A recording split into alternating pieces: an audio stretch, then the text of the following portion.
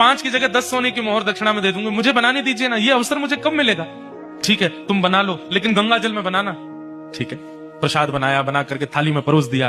ब्राह्मण जैसे ही पाने के लिए बैठे, वैश्या ने कहा आपकी आज्ञा हो तो एक कवल में अपने हाथ से तोड़ के खिलाऊं आपको, अपने हाथ से। अब मुझ पर तो भूले भटके कृपा होगी आपकी, जानबूझ के तो आप मेरे घर आओगे नहीं, अब आ ही गए हो तो इतना भी मुझे सौभाग्य दे दो, एक ब्राह्मण को मैं अपने हाथ से खिलाऊं। ब्राह्मण बालक बोला तुम कैसे सोच सकती हो, तुम्हारे हाथ से कैसे पाऊंगा मैं? अब मेरे घर का पानी नहीं पी सकते, भोजन नहीं कर सकते, मेरे हाथ का बना नहीं खा सकते, ये सब तो हो ही गया, तो मेरे हाथ से भी खा लो। ब्राह्मण बोले बिल्कुल नहीं, 15 सोने की मोहर दूंगी दक्षिणा में, मेरे हाथ से पालो। ठीक है एक कवल खिलाना, फिर बाद में मैं अपने आप खाऊंगा। बोला हाँ ठीक है। एक कवल जैसे उठा के दिया, वैश्या ने कवल मुख में दे करके और एक हाथ घुमा करके दिया गाल पर, ताम्रवर्ण हो गया। क्या करती हो? बोले पाप के बाप से मिलवा रही हूं आपको। पाप का बाप कैसे?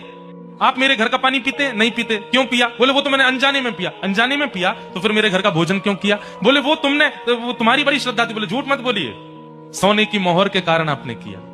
5 सोने की मोहर के कारण मेरे घर का भोजन स्वीकार कर लिया, 10 सोने की मोहर के कारण मेरे हाथ का बना स्वीकार कर लिया, और 15 सोने की मोहर पर आप मेरे हाथ से खाने तक को राजी हो गए।